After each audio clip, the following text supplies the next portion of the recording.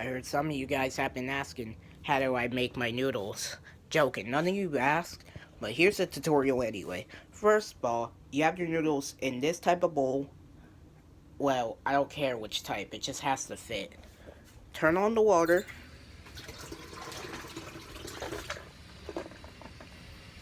Get water into the bowl. Shake it like this a bit. Turn off your frickin' faucet.